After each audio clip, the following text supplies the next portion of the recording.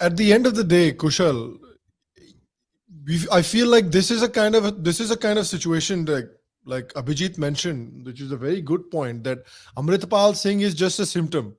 ये दोबारा it's a one head of the hydra. ये कल दूसरा आ जाएगा, परसों चौथा आ जाएगा, फिर पांचवा आ जाएगा. How do you fix this malaise? एक और चीज which I find very interesting among certain sections, I suppose mostly Jat Sikhs or whatever, is कि आप सिखों को परेशान क्यों कर रहे हो? बिकॉज सिखों ने तो आपकी जान बचाई है.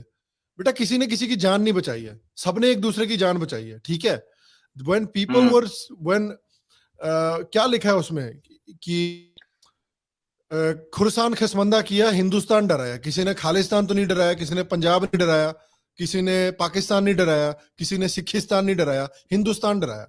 ठीक है. And most of India was freed from Islamic rule by the Marathas. Everybody played their part. Lachit Borphukan and the Ahoms defeated in the northeast. Everybody has played their part. किसी ने किसी की जान नहीं बचाई है. There's no one person responsible for the safety of India. तो ये एक तो इस साला फ्रेम ऑफ माइंड से मेरे को समझ में नहीं आता, कहां से आता है ये नकली वो फ्रेम ऑफ माइंड. तो ये वीडियो देखा है तुम लोग ने यार? जो 80 बचाया 80, ये अकाली दल की लेडी ने भी बोला था ना, आपके हमने जनेऊ बचा दिए. ये चूतियों को घंटा बड़ा एहसान कर दिया मैडम. ये चूतियों को सुनो. भगत सिंह एक गद्दार, भगत सिंह कामरे गद्दार सी जिसने सिख कौम ਨੂੰ ਅੱਤਵਾਦੀ ਸਾਬਤ ਕੀਤਾ. ਬਾਹਮਣਾਂ ਦੇ ਚਪਲਾ ਚੱਟ ਕੇ ਇਹੋ ਗद्दाਰਾਂ ਨੇ ਸਿੱਖ ਕੌਮ ਨੂੰ ਅੱਤਵਾਦੀ ਸਾਬਤ ਕੀਤਾ. ਅਸੀਂ ਹਾਲੇ ਤੱਕ ਸਾਨੂੰ ਇਹ ਦੱਸਿਆ ਜਾਂਦਾ ਹੈ ਕਿ ਉਹ ਸ਼ਹੀਦ ਆਜ਼ਮ ਸੀ. ਕਾਹਦਾ ਸ਼ਹੀਦ ਆਜ਼ਮ ਸੀ? ਉਹ ਇੱਕ ਗੱਦਾਰ ਸੀ, ਜਿਨ੍ਹਾਂ ਚ ਗੱਦਾਰ ਨੂੰ ਗੱਦਾਰ ਨਹੀਂ ਕਹੋਗੇ. ਪੰਥ ਦੇ ਸਰਦਾਰ ਉਹ ਨੇ ਜਿਨ੍ਹਾਂ ਨੇ ਖਾਲਸੇ ਰਾਜ ਦੀ ਗੱਲ ਕੀਤੀ ਹੈ, ਜਿਨ੍ਹਾਂ ਨੇ ਕੇਸਰੀ ਨਿਸ਼ਾਨ ਚੜਾਏ ਨੇ, ਜਿਨ੍ਹਾਂ ਨੇ ਹਰੇਕ ਜਗ੍ਹਾ ਖਾਲਿਸਤਾਨ ਦੀ ਗੱਲ ਕੀਤੀ ਹੈ. ਅਸੀਂ भाई ये लोगों को सरदार भगत सिंह गद्दार है. सरदार भगत सिंह गद्दार है. तुम इनसे एक इतनी लो आईक्यू मूवमेंट से तुम क्या उम्मीद रखते हो? भगत सिंह गद्दार है. और by the way same guy, ये बंदा जो अभी बोल रहा है, there's a reason that Punjabi culture is very popular in India. It's the lowest common denominator. It's the Kim Kardashian of India. Okay, no, सच में all this pangda shangda shit, जिसमें हर चीज में रेप है, हर चीज में ड्रग्स है, हर चीज में बंदूक है. It is the Kim Kardashian. What Kim Kardashian's ass is to American culture, Pangda and Punjabi rap is to Indian culture. Let's be very clear about it. Okay, now when you have a lowest common denominator culture like this, what do you expect? And mind you, this was not Punjabi culture. Punjab was an incredibly cultured place once upon a time. Yeah. This has happened. I don't know what has happened, boss. I really don't know what has happened, that Punjabi culture has been reduced to this absolute rubbish. Okay. Now, the nuance is gone. Everything is gone. Now, when you bring it down to this, what kind of a ideology, a sense of identity, what builds substance and salience then? ठीक है, गुरुओं ने हमको बचाया था, but the gurus used to identify as Hindu. Yeah. The gurus always said Hindu, Hindu, Hindu. They never said हम Sikh अलग हैं or anything like that. Remember that. और एक कांडी लगाने का काम कर दो, सारे गुरु खत्री थे. Yeah. हाँ, ठीक है ना.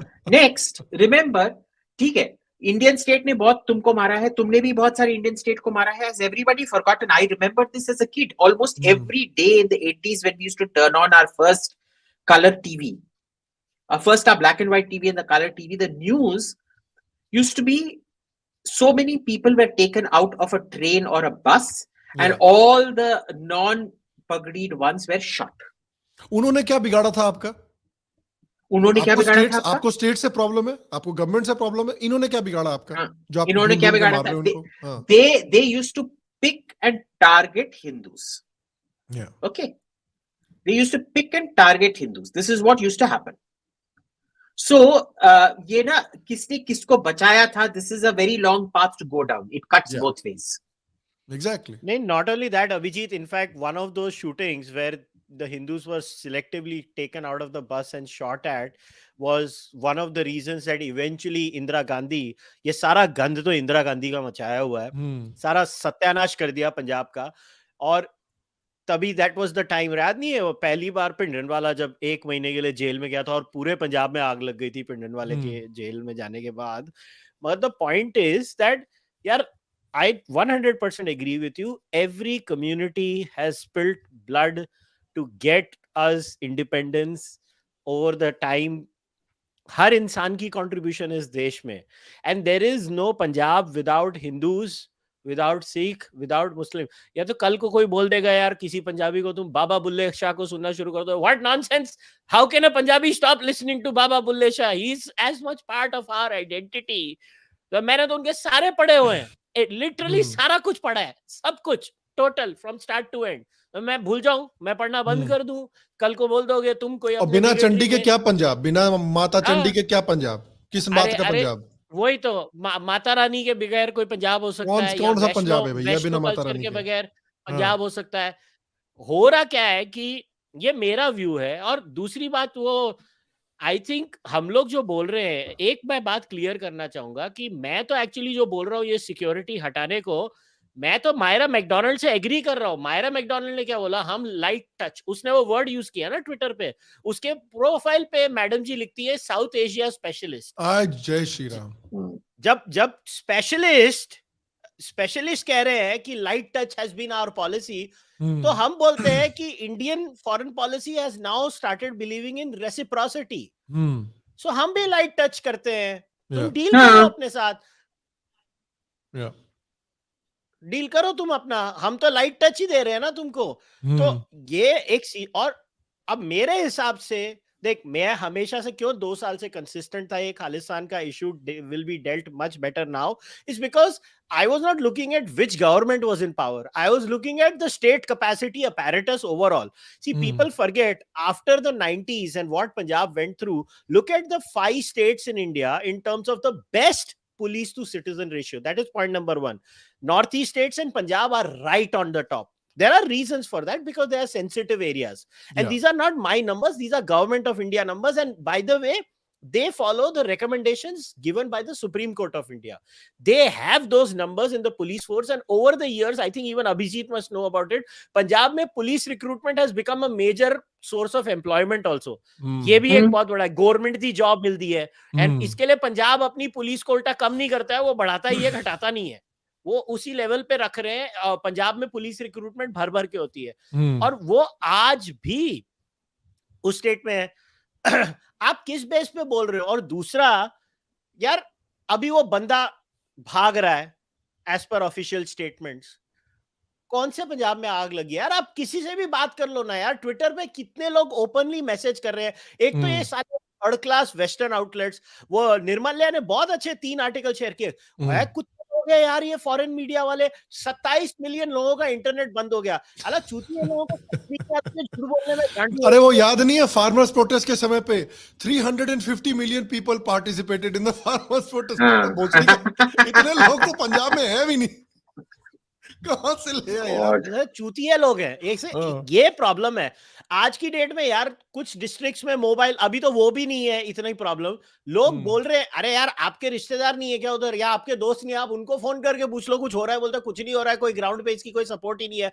और एक बार पुलिस ने अगर डिसाइड कर लिया कि कंबल कुटाई करनी है, तो किसी का बाप भी नहीं बचेगा बॉस. ये इंडियन पुलिस है. अभिजीत का याद है ना, अभिजीत ने क्या बोला था, इंडियन पुलिस कुछ नहीं करती है, और फिर जब डिसाइड करती है कुछ करने का तो इतना कुछ कर देती है कि गांड फट के फ्लावर हो जाती है.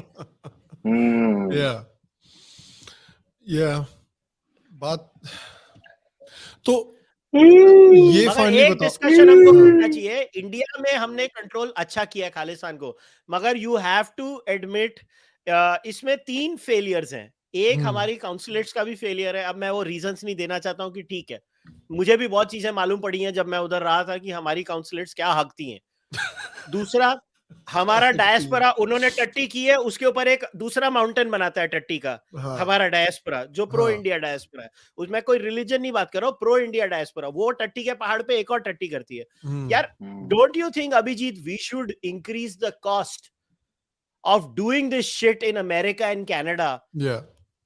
We don't, right? What do we do? They know they'll get away with it because there is no cost imposed by the Indian state. So here's the point. Do you remember this piece of trash in the Guardian? She keeps going from party to party and saying, you know, I can destroy this government. Okay.